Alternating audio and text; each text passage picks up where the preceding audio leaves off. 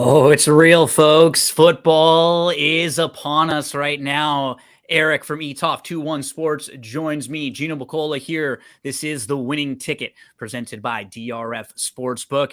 Eric, buddy, we had game one of the NFL season last night. We already have 2 weeks of college football in the books. We are deep into NFL. This will be the first, we are deep into football. This will be the first actual weekend where we have a full Saturday slate of college and a full Sunday slate of NFL. And that will be what we focus on this show now. So our show will shift a little bit. We were previewing over the last 2 months. Now we don't have anything else to preview as far as season-wide futures. We'll just talk week to week to week. My friend, how are you doing? Doing good. You know, my boys limped their way to a win last night somehow. The Lions are 1-0. They got a win on. Could you imagine saying record. that you were going to be in the opening game of the season? You're going to get a win on the road at Kansas City. And no matter what, KC didn't have Kelsey and they were without their star defensive lineman. But anyone who was looking at your schedule this year, mark that down as a loss. Yeah. Right off the bat. So you're ahead of schedule already, right? That was an L on paper any way you looked at it coming in. And now the Lions, you know, in a wide open division where you're already hearing rumblings of like Green Bay, their receivers hurt, right? He's going to be out week one. So you like already weird things about that division. It's nice to get a big win in week one, my friend. So, yeah, good feelings as well. Let's make some money to go along with that good mojo you're feeling right now. I hope so. I hope we can make everyone some money. Okay, so we will start with college football. What we'll do is we'll talk about some of the weekend's biggest games, and we'll also give out some of our best bets along the way. Each of us will each week give out maybe 3 to 5 games or so, and then we'll talk about a couple other big games. We'll move on to the NFL, and then we'll do the same thing for that. We'll talk about our best bets, and then we'll usually preview the Sunday night football game and the Monday night football game, tell you if we have any plays there. Remember, if you are in the state of Iowa, you have to sign up for a DRF Sportsbook account. We have an incredible promo code for you right now. FAST350 will get you all the way up to a $350 deposit match bonus. You must be in the state of Iowa, a minimum $10 deposit. If you know anyone in the state of Iowa, it's football season starting. Let them know right now. DRF Sportsbook has a great promo code and a great offer for you to sign up there. Friends, family members, anyone at all, right? They're all in Iowa State this weekend. Right? Right off the bat in college football early season, we get a big rivalry game with those two. Okay, Eric, let's handle some business. Let's start in the world of college football. And the first game we're going to talk about, Colorado. Deion Sanders. Incredible last week, what he did, right? Coming in, taking a team like Colorado, who had 10 returning players from last year. They were one of the worst teams in college football. He comes in from Jackson State, brings in, his son, a lot of players from there, then a ton of other recruits, ton of other transfers. And they beat TCU in week one as a major, major underdog. And then we just hear all week and immediately after about how Colorado is great. All of a sudden they have 2 Heisman candidates on their team. Now, Eric, I think Deion is undoubtedly impactful wherever he goes. I think he can go and really talk people into his room from a living room and talk people into his locker room. I think Colorado is going to be much better. But where they're going to get hurt, Eric, is as the season continues on, this is not a deep team. This team has a ton of transfers, but they don't have depth, in particularly at the lines, and their defense is atrocious. We saw last week they could not get a stop at all. They looked incredible on the offensive side, but now we've got a week of some film on them too, and you got a team, Nebraska, with Matt Rule, who blew a game last week, and totally their game was the complete opposite, right? Low-scoring game. They also had a situation earlier in the game where their quarterback threw a pick on the 6-yard line. They absolutely should have won that game. So you have 2 teams who come in here, Eric. They are total opposite sides of the spectrum of where they're valued right now. Like Nebraska's super undervalued. Colorado's very overvalued. What was this number earlier in the season? I think it was like Nebraska -8, 10. right? 10, all the way up to 10 at one point. So That's a 2 touchdown turnaround in what it is right now. And for me, the key is 3. Once it got to 3 and above, I was absolutely in. I mean, there are a lot of spots I probably would have bought in, but that was the one that jumped out at me when it got to 3 again. I was all in on this one. And it's not a knock on Deion. What he did was incredible. I'm not a hater. I think he's going to really improve them. This is just a pure value-based standpoint, right? Us as gamblers, there's a number that moves that much. You almost blindly have to jump in. And it's not based on injuries. It's not based on anything that happened, any players that won't be there. It's just a 1 week of sample size that flipped this thing all the way. To me, betting's all about buying low, selling high. And I mean, this is the highest Colorado's been in a while, selling on Colorado. You have to look at it. Everyone makes TCU out to be some juggernaut. When you really step back and look at how their season unfolded last season, this is another great point. The stuff that happened, they were due for some overvalued. They lost their starting quarterback. Who's a backup in the NFL, I believe. They lost their running back, who's with the Saints. They lost their wide receiver, who's with the Chargers. They lost their OC, who's with Clemson. They had a lot of stuff going in. And to me, last week, that was the game with the most uncertainty. Now, look, no one's taking away what Deion did. The fact that you could have 18, 19, 20, 21, 22-year-old kids all come in, and they barely had any penalties. That just shows you how well coached of a team. They all buy in, man. They all buy into him. And I think one more thing to kind of piggyback what you did, what you were saying, is about the depth, for how great Hunter was. He played over 140 snaps. That's not attainable throughout the whole season. Yep. I'll probably be on Nebraska. I haven't locked this in yet. I was going to hope that we could get a 3.5, but it seems to be going between this 2.5, 3 as we speak right now. So that's my first play of the week, and that's definitely one of the biggest games. I heard some of the books talking about how that's going to be one of the biggest bet games this weekend. And I mean, I will say this: Deion's great for college football because I heard people last week talking about how they were watching college football and they were watching that game and they were interested in it, and they hadn't been for a while. So that like immediate impact.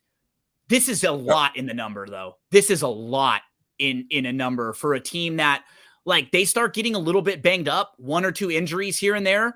They're not going to they don't have that yet. You need 2 or 3 years of really good recruiting classes to build that type of depth. And the one thing I'll always point out, and I'll mention it as often as I can, and it's something that I learn a lot from talking with you and something that you hit home in a lot of your analysis. It's the trenches, man. It's the offensive and defensive line. Once you start getting 1 or 2 of those guys banged up, are you going to be able to filter other guys in? Do you have that type of depth right now? I'm not sure. So it just feels like the value is got to go opposite of Colorado early on, at least this week, in how overvalued they feel right now. So that's my first play, Eric, one that you'll also be looking at. Your first play is one that I was also looking at. Talk to us about Texas Tech. College football and NFL is all about buying low, selling high. Tech went to Wyoming. I was on Wyoming plus the 14.5 and a straight up win at plus 460 because people don't understand how hard it is to play in Wyoming. Yep. That place has the highest elevation of any place in college football. So it made sense for Texas Tech to start out very hot, and then as the game progressed, they got a little tired. And this is the ultimate revenge spot. Both OC and DC of Tech were on Oregon staff, were let go. You're telling me, even though they have a game against Wyoming, that they weren't kind of looking ahead to this Oregon spot? Also, you're telling me they really implemented their whole offense there. They're not holding stuff back for this game. Absolutely, I know Oregon right? Looked impressive putting up that many points against Portland State, but Portland State isn't that good. I mean, it really doesn't matter. I think Oregon's defense, which lost a lot, is going to struggle to stop this Texas Tech offense. And let's not forget about Texas Tech's quarterback. Oh, yeah. Where do you go? Oregon. He was told there wasn't any snaps for him. You're telling me he doesn't have the coach too, right? Wasn't retained. One of the coaches from Texas Tech also. So there's like OC and DC. Yeah. So both them. Also, you look at Texas Tech historically since 2001, they are 58% ATS at home. Very underrated place and tough place to play for opposing teams. And Oregon's sort of the flip side too. They're like a bully at home, and they're a team that always does this. They score 80 points early on against some of the cupcakes early that they play, where they just have some really soft schedules early. They're not as good on the road, and Bo Nix's splits haven't been as good on the road too at home. I just think this is a buying low, selling high. Completely agree. I took the plus 650. I put a little bit on the money line. What's your number? Like 6 or above? You're in? Five above. Yeah, anything. And yeah. You need to remember, as we started getting closer to the season, obviously everyone was picking Texas or Oklahoma, but this Texas Tech team was the quote unquote dark horse that a lot of these analysts were picking that can make a run. I'm still very high in this team. Explosive offense, great quarterback play. Just was a bad spot. I expect them to bounce back. I'll take the 6.5. Texas Tech plus 6.5 for Eric. Let's bounce to my next play. Eric, this one, I'm going NC State, and this number is in, find the best number that you can. I was able to get an 8.5. Anything in the 7.5 to 8.5 range has been out there. NC State is going to be by far the best defense this Notre Dame team has played so far through 2 weeks. They've looked fantastic. Hartman's transferred over there. He's looked very good. It's been a good combination because now he gets to play behind the best offensive line he's ever been, has some of the best talent and playmakers around that he's ever had. But what's interesting is he's actually played against NC State 3 times. So they're actually a little bit familiar with this guy. He's 1-2 against them. So they know him. They've played against him, and they're a very good defensive team. Last year, they were 11th in the country in points allowed. They allowed under 20 points a game, 19.2. So they have a good defense. They have a 6th-year transfer quarterback themselves. So a quarterback who's experienced, I don't think will be feeling like this moment is too big for him playing against a good Notre Dame team. This guy went to Virginia, I believe, right? And so he's played in big games against big opponents throughout his career.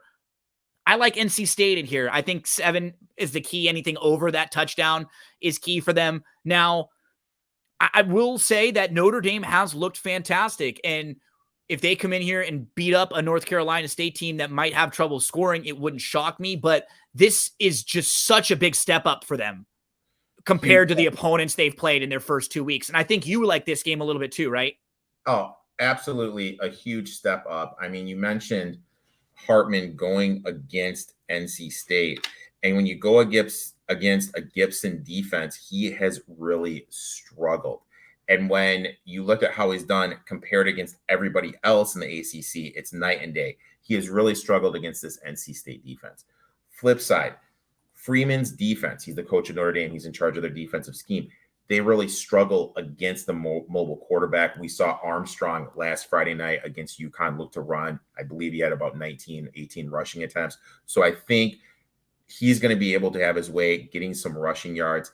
Notre Dame's one of these public teams. They're kind of like the Cowboys are. Absolutely. USC too, Lakers. Yep.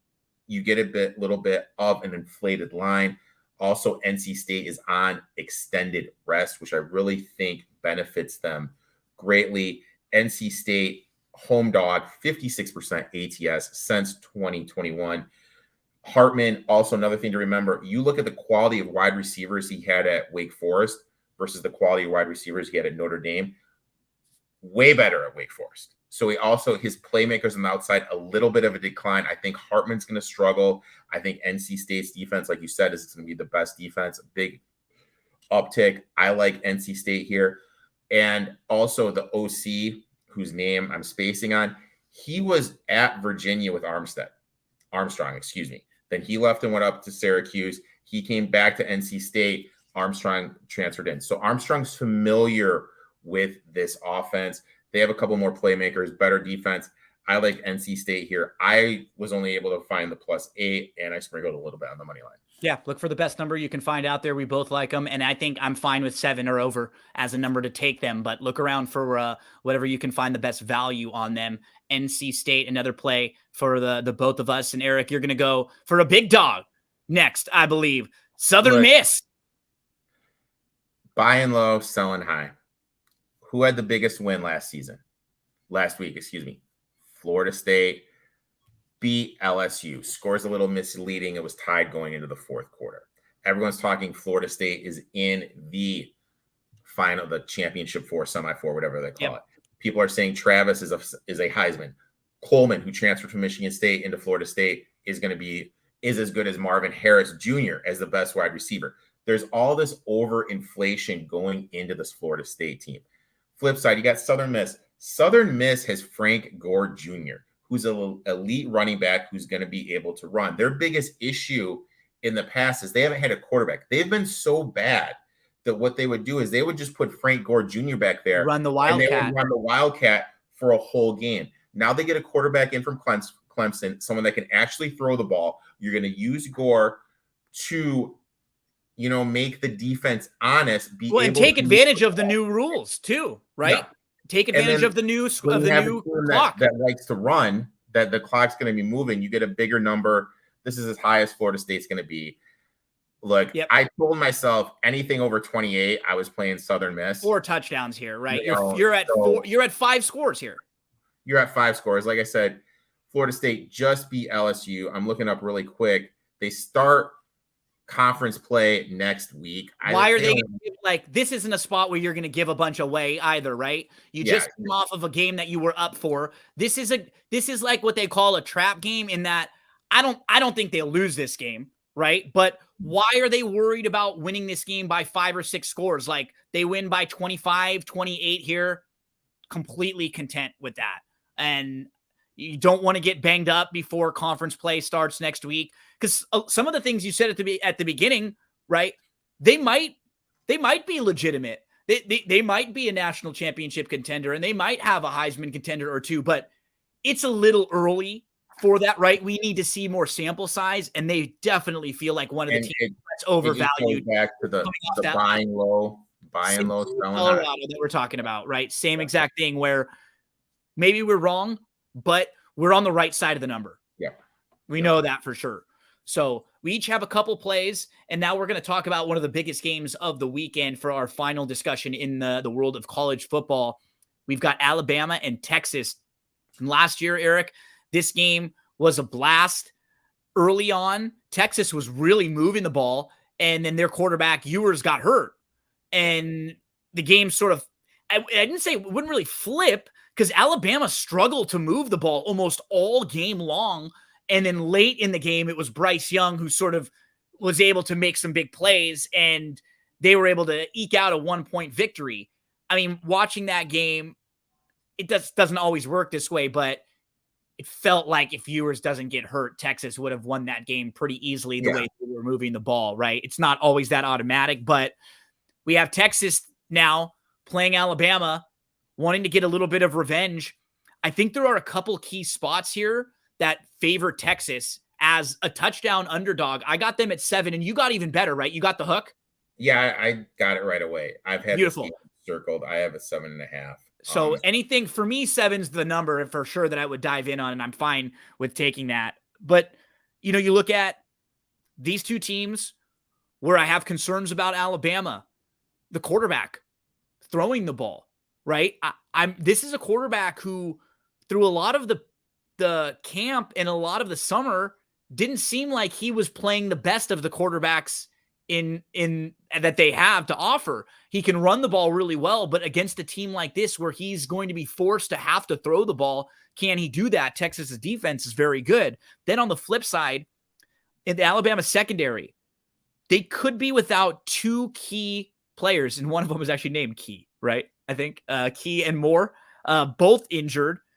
And Texas has the number 2 ranked group of wide receivers by Pro Football Focus in the nation. They are that good. So you're talking about one of the best groups of wide receivers going against a depleted secondary. And even if those guys are playing, they're not going to be 100%. They're both banged up, and they're going to have to be going against top tier wide receivers. Texas also with a strong offensive line. So I think in the trenches, they're a team that isn't going to get overwhelmed by Alabama there. That's what Alabama and Georgia and some of those teams do to you. They just will overwhelm you with their line play. And if you don't have strong line play, you'll get overrun. I think in a few key spots, Texas matches up really well with them, Eric. And I think the number is offering you really nice value on Texas here. Yeah, I absolutely love Texas here. Anything over the touchdown. Bama, the first thing we need to start off with is this day and age in college football of NIL deals and how easy it is to transfer. You don't have to sit out a year. The one team I feel that has suffered the most is Bama, just because these kids that used to go there aren't going there. If you're a backup and you can get NIL money and go to a different SEC, different Power 5 conference, even a Group of 5 conference and start, you're going to go there instead of grinding it out at Bama because you're getting money now. And with that being said, we need to look at Bama lost their best running back, their top 3 wide receivers. They lost their quarterback, Bryce Young. They lost not 1, not 2, but 3 people in the secondary. Now, on top of that, 2 of the 2 people that came in to replace them, they're banged up. They may not even play. Yeah. I have Texas as the best wide receiver group. Yep. So I think that Ewers is going to be able to take advantage of those matchups. I also am very high in Texas's offensive line. I think they're going to be able to protect Ewers. And who did they lose? They lost Will Anderson, number 2 draft pick, one of the better defensive players last year in the draft. So I don't think they're going to be able to create the pressure that they did last year. Also, I don't think Bama's offensive line is as good as it's been in the last couple years. Last year, they really struggled. I think they're just as good, maybe even a little worse compared to last year's. And you mentioned it. The main thing you mentioned is when you started talking, you started about the start of the game, how Stark's script to start the game was awesome. I mean, they got out to a huge lead. Right. I think they were very vanilla against Rice. Everyone's talking about how Rice covered and how I was just going to point that out. They didn't give anything away. Yeah. They didn't want to give anything away. Stark's going to have an elite game plan ready to take advantage. Alabama's got some questions. The playmaker at the quarterback, as crazy as it sounds, I'll take Texas here. I took them plus 7.5. I've sprinkled a little bit on the money line. I think Texas is a legit team that could win a national title. I think so too. I think they're good enough.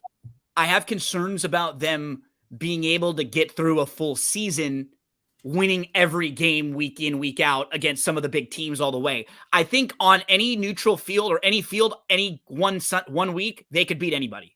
They're that good. I do have worries about Sark, but you're 100%. Like overall, can he get them through beating all the best teams? I'm not sure, but he did a great job last year against Bama, and it's just a small thing and it's kind of narrative-y, but I mean, remember, this guy's been in the room with them before. So he doesn't know everything that Saban does, right? But he does have some ideas of how they're going to operate better than you or I might, who haven't been in that Alabama room before. So lots of little things for Texas. I will say this, though. I'm looking at the DRF Sportsbook right now. Quinn is plus 1,400 to win the Heisman. And this is a huge game, right? If you think Texas is going to win, like I do, bit on it. You got to take a little bit because that number will drop. Absolutely. That's a great point there. Eric and I both on the Texas side. So we've got some dogs for you to bark at in the world of college football. Just to repeat one more time, I'm leaning on Nebraska plus the 3. I got a good number on North Carolina State. Anything over that 7.5, 7 is fine by me, but try to find the best that you can. And then Eric and I both on board with Texas. Eric got the better number there on Texas. Eric's also on Texas Tech plus the 6.5 and Southern Miss at a big line. This one's floating up and up and up. Everyone's jumping on the Florida State side. Anything else you want to mention about college football, buddy? Should be a great day. I am really looking forward to it. let's move to Sunday. Let's preview Sunday. 14 NFL games on Sunday, I believe. We had one on Thursday. We'll have one on Monday. And yeah, we have a full Sunday slate ahead. So, Eric, I will have a couple best bets. You'll have a couple best bets. And then we'll talk about the Sunday night game and the Monday night game. My first play is going to come, and it's a play that I gave out on this show a couple months ago, I think about a month and a half ago. I'm going Steelers plus the 3 in here. The Steelers are at home. This number is in like the 2 to 3-ish range. I'm fine with 2, even to 3. Obviously, I got this number early because I played this a long time ago. Key matchups that I'm looking at here. Number 1, Brock Purdy coming off of an injury. He does not have a large sample size. He was fantastic last year.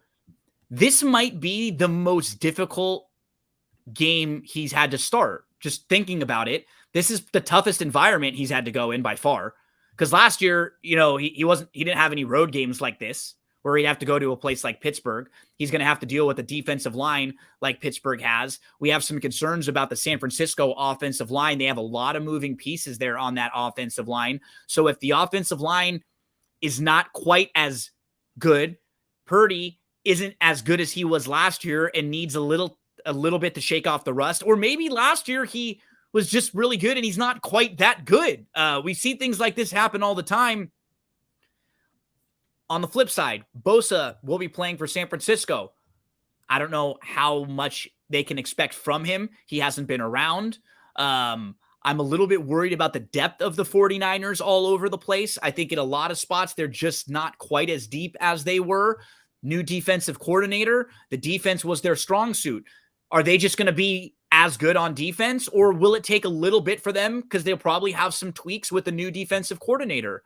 On the opposite side, Tomlin, really good in this spot. Fantastic as a home dog. Tomlin showed a lot of improvement with this team at the end of the year to keep his 500 streak up. And Pickett was very good towards the end of the year. So I just like a lot of things about Pittsburgh too. I think their offensive line, which was a weakness for them, is a little bit better.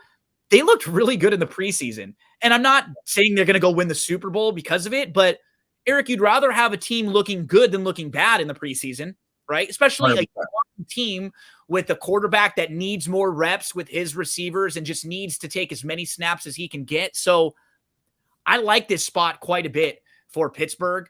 I think San Francisco is going to be a little down this year. They'll still be probably a playoff team and they'll still be able to stack up some wins, but I don't think they're going to be just quite as good as everyone does. And I think you have some similar thoughts on them too, right? Oh, I agree 100%. Just to like a couple more stats to kind of piggyback the point that you were making. Tomlin as a dog is 65%. Home dog that jumps all the way up to 79%. And this is the one that I found interesting.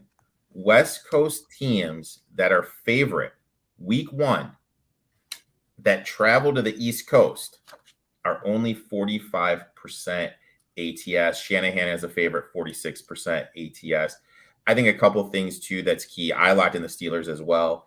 Is the 49ers are implementing four new offensive linemen. Are those guys going to be able to keep Hayward and Watt and crew in check from disrupting the quarterback?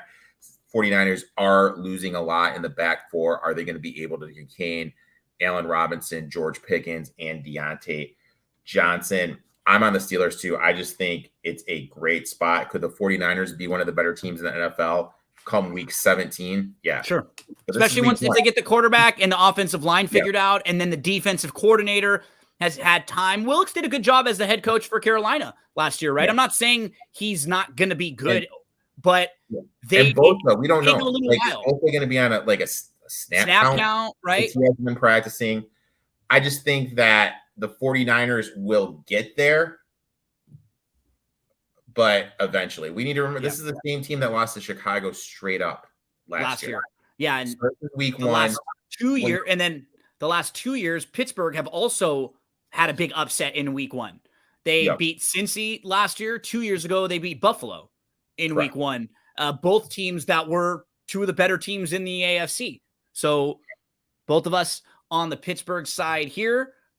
Eric, let's talk about your first play. You're going to ride the Rook, and you're going to play a little bit of both, right? More than being all about Richardson here. This is being a little bit anti-Jacksonville and a little thinking they're overvalued coming into the year. Way too overvalued. Everyone's hyping on this Jacksonville train.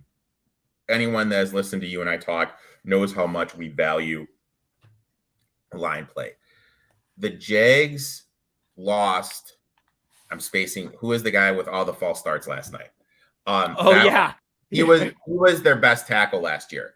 Yeah, he's gone. They're replacing him with a rookie, and their teammates are like, he's been doing it for years. Cam Robinson, he's suspended. So your two bookend tackles are gone, and the one thing that this Colts team has is a defensive line. They have DeForest Buckner, who's going to be able to wreak havoc, getting to Trevor Lawrence. Peterson is only 44% ATS as a favorite. Rookie quarterbacks week 1, 54% ATS. First-time coaches, 58% ATS. Home, this is the one right here. Home divisional dogs, week 1. Since 2001, 25-13. That's round that up to 66% ATS. On the money line, 19, 17, and 2 with a 34% ROI. So any one of these home divisional dogs, now there's a couple of them this week, you have to sprinkle the money line on. Let's rewind a couple years ago. Phillip Rivers was with the Colts. You go all the way down to Jacksonville. What happened? They lost week 1. That was the only game the Jags won that year, was that week 1 game. I like the Colts here. Long-term, I'm not high on them, but in this spot, in this number, missing offensive linemen, I'm going to take the Colts plus the 5. A couple other teams that would fit that bill. We're talking about home divisional dogs. One of them we'll talk about in just a minute with Eric, the Browns, who are a home divisional dog. That Bears-Packers game has flipped a little bit back and forth. Basically just a pick 'em. Yeah, that's basically become a pick 'em. You also have the Giants and the Jets, who has a home divisional dogs. Those are short spreads in the 3-ish range. We'll talk about those games in just a bit more. Eric, I'll move to another one of my plays, and I think you like this one a little bit as well. We're talking about the Titans plus 3.5. I sent you an article from The Ringer that was about Coach Vrabel, and I really like him as a coach overall. He's one of those guys that's just like a no BS guy, and it's because he's the type of guy that doesn't ask you to do something that he wouldn't do himself. 100%. He'll never expect something out of you that he wouldn't get down in the dirt and do himself. And that's why his players respect him a lot. And I like this team a little bit this year because I think they're really undervalued. Last year, remember, they struggled for a bit. When they struggled down the stretch, it was all without Tannehill. Tannehill was hurt when they would crater down the stretch last year. Other than that, this team has been a playoff team every other year. Their defense has improved this year. I think this should be under 3. I think it should be like a 2.5 to me. Once I was able to get the additional half a point here at the 3.5, I'm absolutely in. I think this is a tight game between these two teams. New Orleans, we're not exactly sure what to think about them. Lots of question marks for them with Carr coming in. But with this Titans team, you know what you're going to get from them. They want to hand the ball off to Henry. They got a nice other option too as a backup now. The kid from Tulane, right? Spears is the kid that they like, that they can get the ball to and give Henry a little bit of a respite. They got Hopkins in as a receiver, and that's been one of their biggest problems for the last couple of years. They haven't had that number 1 receiver since they got rid of A.J. Brown. They also have a tight end who's on the improve. And I think he could give them a nice target there as well. So, yeah, I look at this team, and I just think it's a good opening spot, a good number. Vrabel is like Tomlin. Anyone that's listening to this show and that's watching this show, if you see Vrabel and Tomlin as dogs, and like anytime they're like 3 and over, Eric and I are probably going to be playing them, or there's probably a reason why we're not, if we're not, because It just, they're the types of coaches you want in that spot. You were just talking about this with Shanahan. Then on the flip side, like, I don't want to ever lay 3.5 with the Titans. Never. Right? Because they're not that type of team. I don't ever want to do that. I like them in this spot. So, Eric, I know you're high on Vrabel too. Anything you want to mention about this game? Yeah, I locked this in as well. Vrabel as a dog, 60% ATS. As a road dog, that drops down to 59% ATS. I really think the big thing, you have to look at the Saints in 4 areas, excuse me. Number one, they lost Davenport on the defensive line. Are the players that they have replacing him going to be able to create as much havoc as that Davenport did? I don't think so. Number two, what's the status of Lattimore? We saw last year when Lattimore didn't play, the back 4 of the Saints really struggled defending the pass. Number 3, what did they do to address the offensive line? Like, literally, like, that was one of their big concerns last year. Big weak points was offensive line. A little bit older too, right? They're older in some of these spots that I'm worried about. Really didn't do anything. And the last, is Derek Carr good? Can Derek Carr throw the ball? Yeah. This is like his 7th OC in like 8 years. You know what I mean? So just like the constant changing of the systems has me a little bit worried. I'm going to take the Titans here. I got them, plus the 3.5. 3 or over is good. In situations like this too, in close games, I don't know how good of a head coach Allen is for the Saints, right? So if it's close and maybe 1 or 2 decisions on if to kick a field goal or to go for it here, or should I punt here, those kinds of decisions, I like Vrabel more, right? I lean towards him. So close games like this, I lean that way. Last year, Tennessee was number 1 against the run, allowing less than 77 rushing yards per game. They are very good ATS on the road too. You were mentioning the numbers. And last year, along with Tannehill, they led the NFL in players lost to injury. So just by being a little bit healthier this year, they're going to be a better team. I like the Titans also in this spot. Eric, talk to us about same division, but you're going Houston. You like, got to, right? I absolutely But it's up to 10. Was that what was your buy-in point on this one? My line was 10. Look, I absolutely hate the fact that I'm taking this big of a number. And the thing is are the Ravens good? Yeah, but these big spreads, they're just having an insane time covering them. Yep. And this is different than the NFL, than college. College, it could be a 7-point game, 6-point game, 1 minute left. The team has the ball. You don't have to worry. Like, they're not going to run up the score. College is a completely different game. This is a big number. And nothing I've heard from the Ravens camp solidifies to me, hey, you know what? This new offense is going to be sharp. It's going to take a while to get on all cylinders, right? If they're trying to throw the ball a little bit more with some new receivers at full game speed with Lamar, who's not always been the most pinpoint accurate thrower. I think he's really improved in that department over the last few years as he's gotten into the NFL, and I think he works on it, but he's not a marksman. And then you've got new receivers. You're going to be running a new offense. They're not just running everything back with all the same guys, all the same players. Everyone's healthy. We got this running machine that we're going to just lay it on. That's what worries me about this number. And this number, once it got above the 7.5, it started getting in the too big range. And once it hits double digits, to me, it was definitely like, yeah, I got to get involved a little bit here. Because this was a team that we talked about a lot in the offseason as a team that I think is going to really be improved. The Texans have the new head coach, D'Amico Ryans, former defensive coordinator from the 49ers. They bring in safety Jimmy Ward, second-year safety, who was a 3rd overall pick last year. They just got a lot of positives. Rookie pass rusher Anderson up front, Bobby Slowick, offensive coordinator, young, good mind. Lots of positive energy for this team coming into the year. They build the offensive line, and then they pay their offensive linemen. So they tell their young quarterback, like, hey, we extended these guys. You've got an offensive line here. You compare this team to Carolina, their offensive line situation's much better. Much better. I like their coaching situation a little bit better here.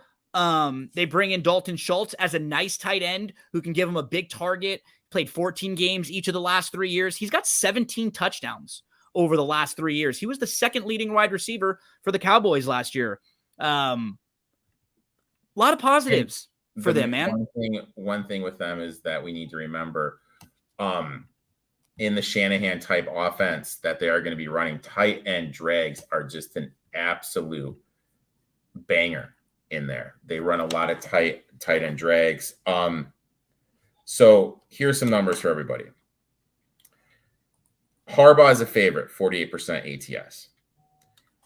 3 or more, that drops down to 46% ATS. 7.5 or more drops down to 45% ATS. Week 1, dogs that are getting 10 points are 64% ATS. Because the whole thing is you're betting perception. You're betting what you think. You just saw. And yeah. Kind of gets a little bit out of whack. I saw this interesting thing last year that there was 7 quarterbacks that sat out the preseason and only one of them covered. Lamar is going into a new offense, and this is his first live game reps against a defensive-minded coach. What, he missed the last 8 games of last year? Yeah, exactly. And you lost Ben Powers, who is one of your better offensive linemen. You have injuries in the back already. Humphreys is already hurt. Their defense I'm a little worried about. Yeah. I just think this is just the spot. You have to play the 10. It is mainly a number play. I hate doing it. It's probably 500 people in America that have the Texans plus 10, and I am one of them. 500 and 501 plus 10 was the buy-in for us too. We're going to get nasty in week 1 of the NFL season. I've got one more. Eric's got one more, and then we'll talk some Sunday night and some Monday night football. My final play is going to be a Sunday afternoon game, and I'm going to go to the Patriots plus the 4. Look, they're celebrating Tom Brady Appreciation Day on Sunday in New England. So this crowd is going to be up. Everyone's going to be buzzing for Brady to be back over there.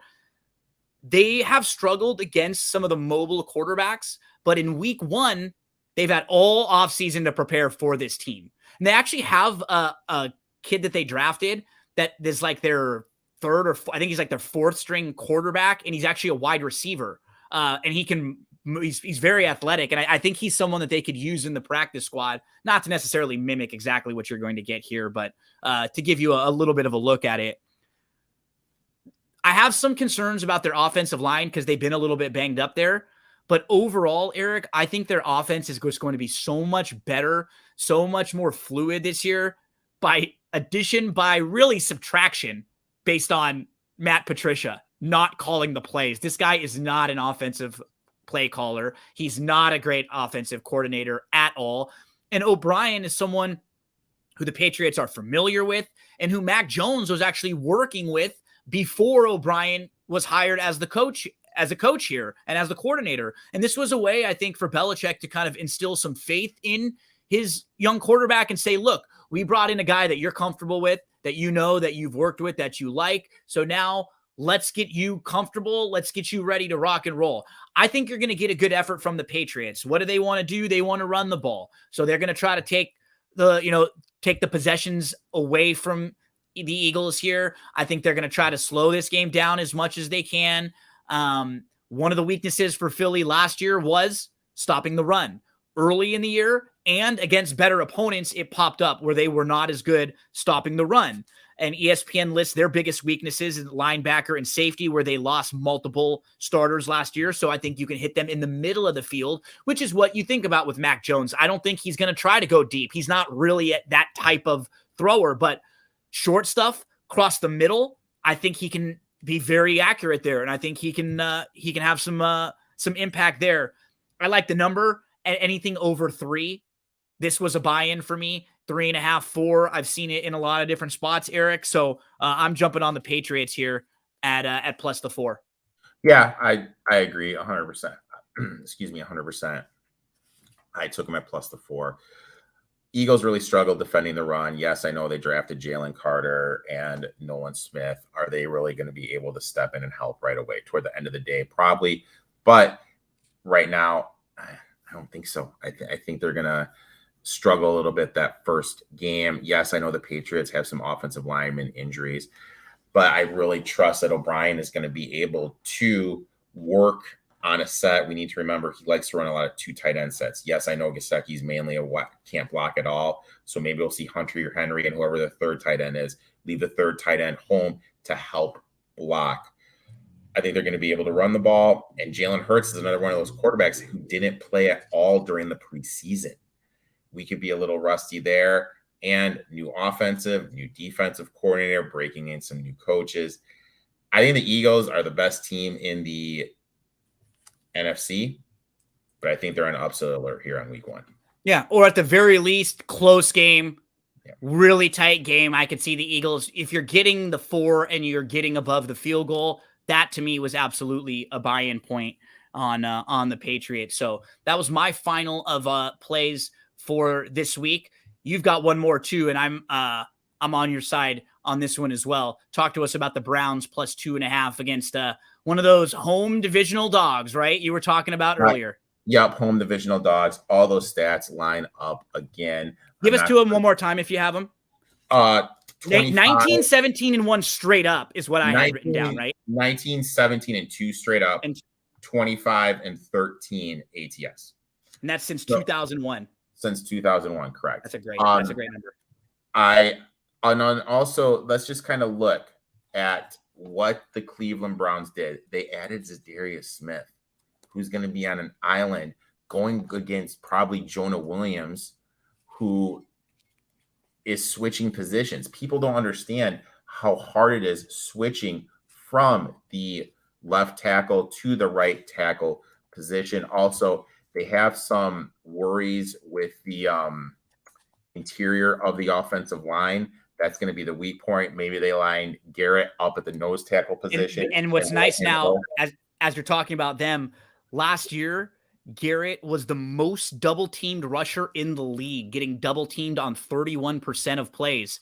You double-team him, and you got Zadarius Smith on the other side. He's going to make you pay. Yep. And the back 4, this is an elite back 4. The Browns very good in the back 4. Flip side, Bengals lost Bates. I think their back 4 is a little bit suspect. Losing those guys. Is their front good? Yeah. But they're going against the best offensive line in the NFL. Just to put it in perspective, Wirfs and Conklin had their worst seasons ever, and this still was a top 5 unit. Your tackles had their worst season ever, and it was still a top 5 unit. I think they're going to be better this year. I think this is going to be the best offensive line in the game. And we kind of saw it toward the end of the Lions game and the Chiefs game last night. The Lions just turned around, handed off, turn around, handed it off, turn around, handed it off. And it wouldn't surprise me if it turned into that type of game.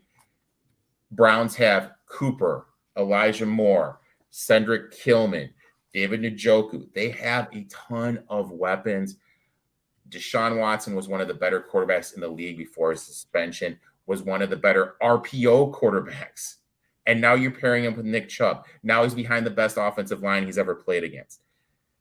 And Joe Burrow, Watson doesn't have to be the guy he was a few years ago when he was a top 5 quarterback. He just has to not be a bottom 5 quarterback like he was last year. Really. Yeah. And I think he's going to take a step forward. I think just somewhere in between, and not even asked to do as much in this spot, right? Because like you said, fantastic offensive line.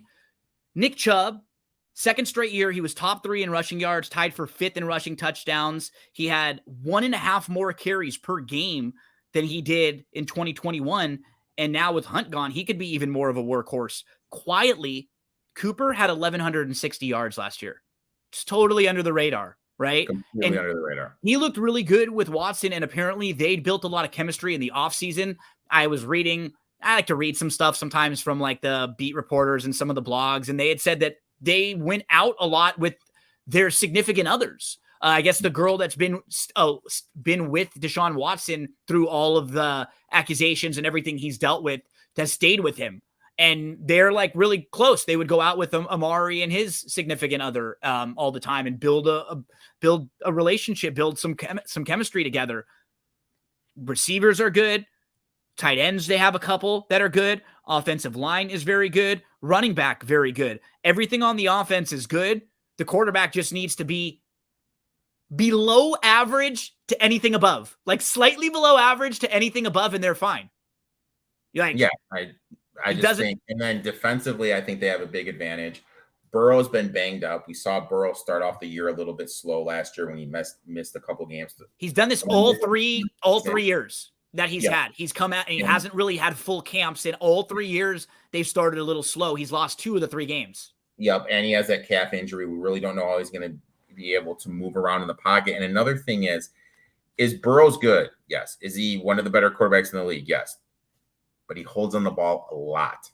And if you have a calf injury, can't really move around, and now you're going against one of the better defensive fronts and one of the better defensive players in the league, could make for a long day. Look, I'm playing the home divisional dog angle. I'll take the Browns here plus the 2.5. Browns plus the 2.5. I'm on the Brown side with Eric as well. Those were our strongest plays of the weekend. Good luck to everyone out there playing, and make sure to use that promo code FAST350 when you're playing in Iowa. Let's talk about the Sunday night game and the Monday night game before we get out of here. Eric, Sunday night football, we've got the Cowboys at the Giants, 2 playoff teams from last year.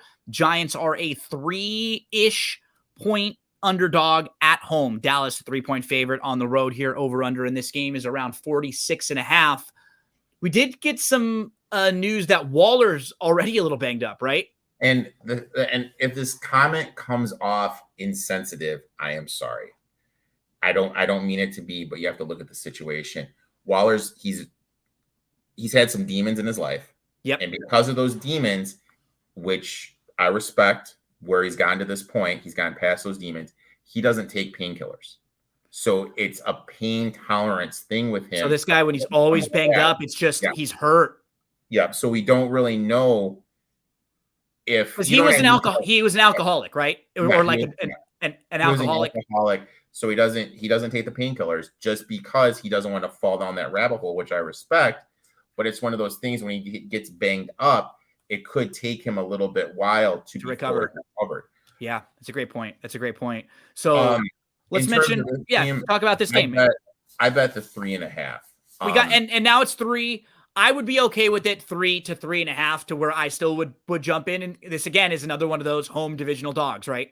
Yep, home divisional dog. And then gets even better. Home divisional dogs in prime time week 1, 71% ATS. Brian DeBoll last year, an absolute insane 10-2 as a dog. Daniel Jones ATS as a dog, 63%.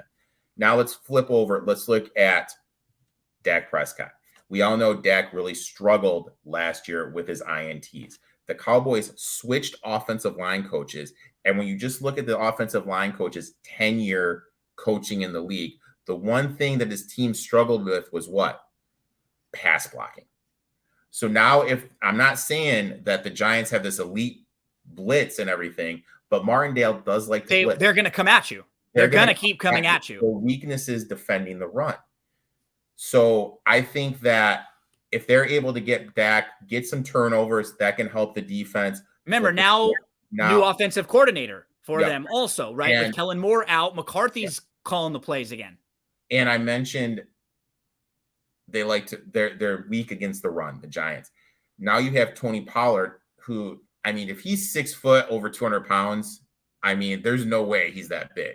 But you're switching from an outside zone running concept, which means you're running from outside the tackles, to an inside zone running concept. So you're taking an undersized running back, running right in between the tackles.